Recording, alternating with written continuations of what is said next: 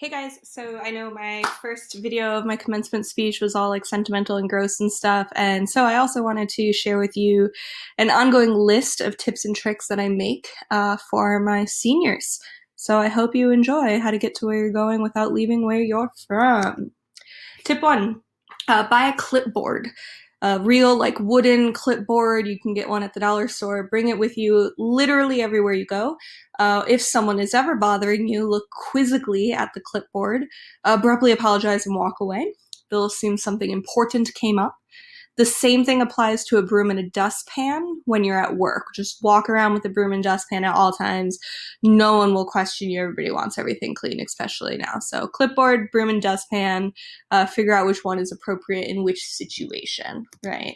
Two, if you have to buy a textbook for any class that has an advanced edition, like Intro to Bio, Edition 2, buy the first edition. It's going to be a hell of a lot cheaper, and it's typically only missing a chapter or two or has an introduction. Maybe do a little bit of research. If the instructor needs you to read something that's only in edition 2, then go to the library and try to get it for free, or just like take a picture of it at the bookstore when no one's looking. All right, tip 3. Don't try to be the best at everything. You won't be, period. Try to be the best at the one thing that you're really passionate about, and then be willing to work hard at everything else. Don't fall into the pattern of perfectionism.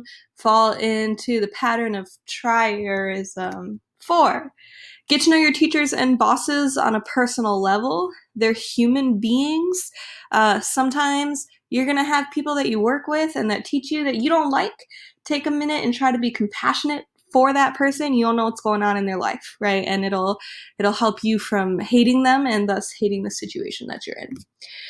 5, live at home as long as you can possibly stand it. I lived at home until I was like 24 or 25, and I was in Michigan where rent was a lot cheaper. Y'all in California, like y'all stay as long as you can. And when you move out, the first thing you need to do is learn how to cook a healthy meal that doesn't cost a lot of money. Not only will this impress all of the mad dates you're gonna get, but it's gonna keep you sane and healthy. And it's so important. Learn like one good meal, y'all. You got this. 6, don't swipe right on dudes with camo hats holding a fish. I'm going to repeat that one. Don't swipe right on dudes with camo hats holding a fish. It's not going to end well. Also, if you have the choice, Bumble is a lot better than Tinder. 7, remember that you are never better than anything. You are not the center of the world. You are not the king or queen. You are not numero uno. You are not better than anything. You're not special. And I mean that in the most special way. Every interaction you have with every person you have and every instance you encounter is teach-worthy. It's an opportunity for you to learn. Try not to put yourself or other people up on a pedestal. Try to take every opportunity as an opportunity to gain or learn something.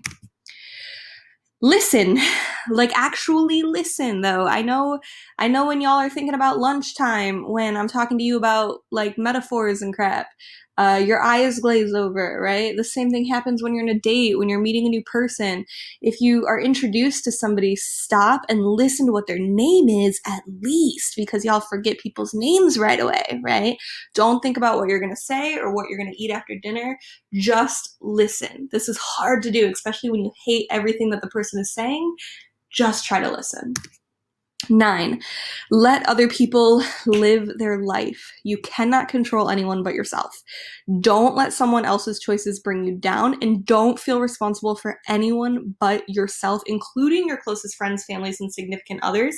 And this is contrary to popular belief. The people who you hang out with are not a reflection of who you are. You are a reflection of who you are. So don't let other people's choices and decisions make you feel any type of way. Live your life and let other people live theirs. 11, don't let other people gossip to you. Oh my God. The second you hear someone say, did you like hear what happened to like insert stereotypical name here?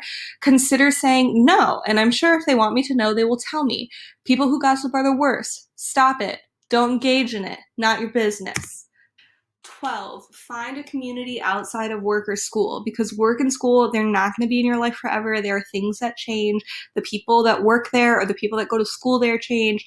join a club or a team, a drop-in sport. The hardest thing after high school and college is meeting new people because you get less opportunities as you get older.